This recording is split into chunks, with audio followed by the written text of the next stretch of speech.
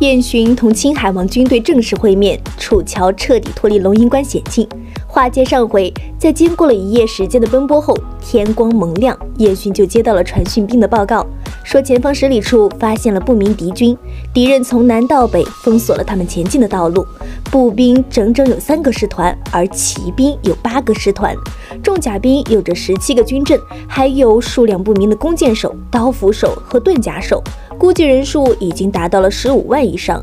在听到了这个汇报后，燕洵身旁的将领们也不由得发出了一声惊呼：如此庞大的队伍竟然能悄无声息地进入燕北境内，如果不是今日撞上了，不知会造成怎样可怕的场面。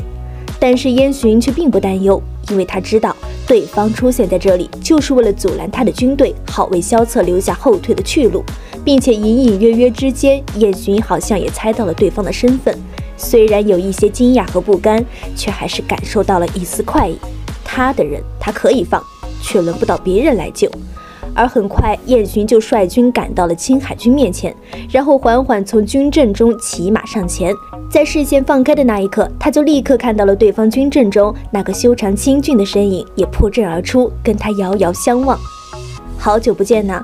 燕洵看着对方淡淡的一笑，就像是多年不见的老友一样打着招呼，但是对方却并未回应他。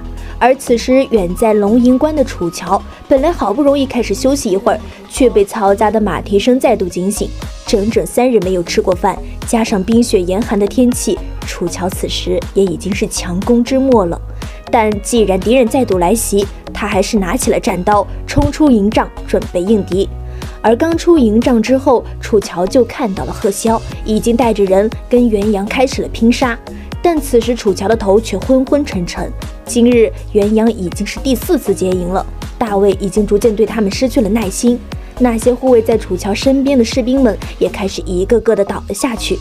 此时的楚乔已经不知道该如何的应对，也许他现在死在龙吟关外才是最好的一个归宿吧。保护大人！一个秀丽军士兵高喊一声，就用自己的身体挡住了射向楚乔的箭，然后就倒在了楚乔面前。看着自己眼前越来越多的尸体，楚乔轻轻地点了点头，然后自言自语地说道：就这样吧，就这样吧。看着漫天射来的箭雨，楚乔的神智也有着一些恍惚了起来。也许他真的就要死了，其实这样也好，至少不用活得如此的累。大人！贺萧看着楚乔站在原地，丝毫不躲避箭雨，瞬间发疯一样的挥刀冲向楚乔的面前，打算帮他抵挡箭雨。而龙吟关上一直观察战场状况的将士们，不少人都受到过楚乔的帮助，此时也都纷纷跪了下去，开始放声大哭。楚乔此时的结局是他们无法改变的。这半个多月来，整个燕北一同见证了秀丽军的忠勇，而现在整个天地也一同见证了一位女子的辛酸。在箭雨开始下落的时候，所有人的目光都放在了楚乔的身上，而楚乔也只是微微的笑着：我终究还是坚持不下去了，我来找你吧，行吗？楚乔恍惚之间看到了那个他十分熟悉的眼睛，然后便缓缓地闭上眼睛，抬起了头，准备迎接这场箭雨的洗礼。但就在这千钧一发的时刻中，一阵锐利的破风声突然传入了众人的耳朵。在龙吟关西侧突然出现了一片漆黑的影子，他们手中握着长锁，从雪峰上快速落下，然后上百支弯刀被机器丢了出去，精准地击打在了漫天箭雨之上，帮助楚乔抵挡住了这一劫难。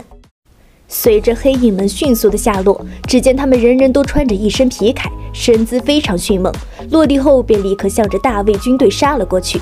还没等魏军反应过来，西南方向再度传来一阵的喧嚣，千军万马践踏着地面冲入了魏军的阵营，瞬间开始了一阵快刀劈砍。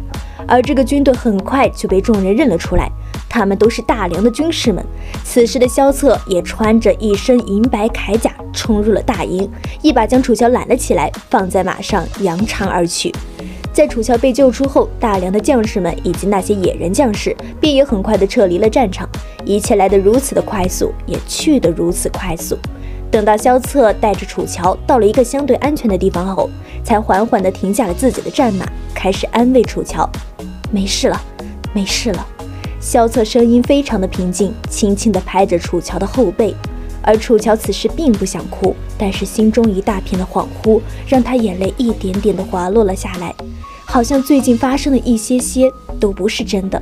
他有很多话想要对萧策说，但是张开嘴却只能发出呜呜的哭声。萧策此时也只能抱着楚乔，不断地拍打着他的后背，安慰着他。萧策，你知道吗？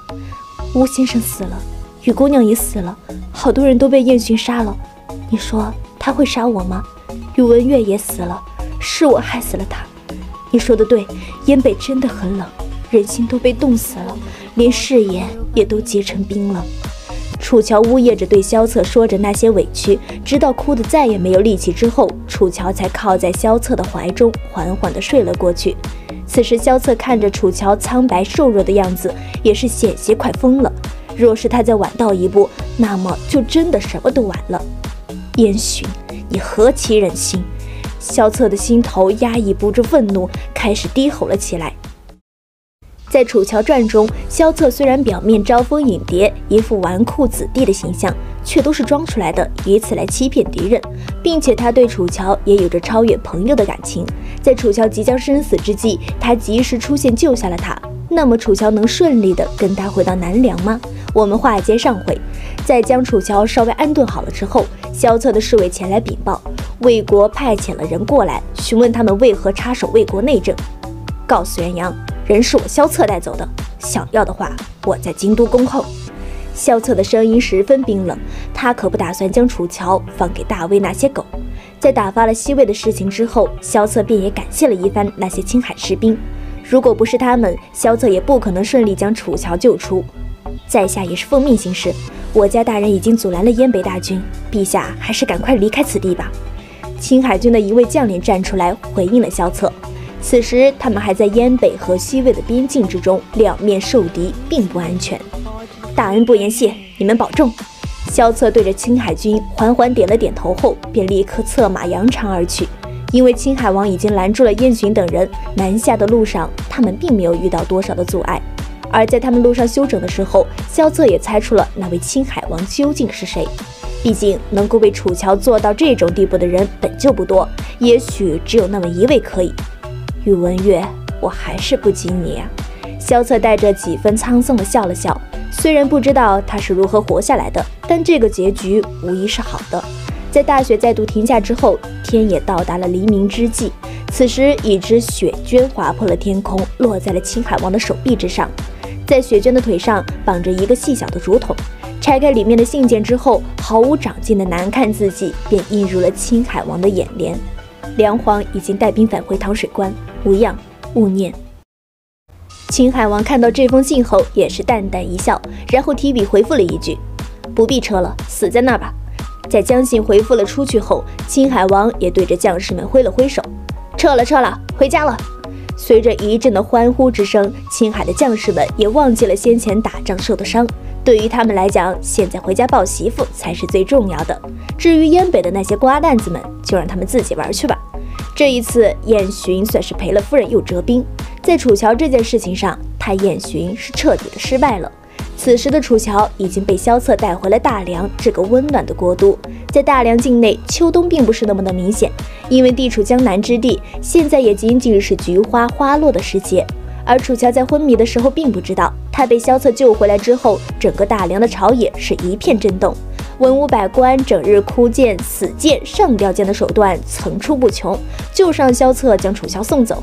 无论如何也不能得罪燕北和大魏。但萧策跟他们吵了几天后，终于忍不住在早朝上一脚踹翻了王位，怒斥道：“他不做皇帝了，这个皇帝谁爱做谁做。”说着就前往了长信宫中，不问政事。看到萧策如此的决绝，文武百官也是大惊失色，在长信宫外整整跪了2天，这才将这位登基没几年但罢工70-80次的皇帝请了回去。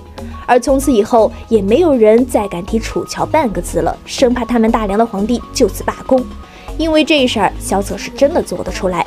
不过萧策之后几日的表现，也让百官将心放在了肚子之中。除了前几日给楚乔诊病时格外用心了些，其余的时候都是一副甩手掌柜的模样，依旧恢复了他沾花惹草的做派。似乎当时营救楚乔，也仅仅是他萧策一时心血来潮罢了。那么接下来楚乔和萧策之间会发生什么呢？我们下期再见。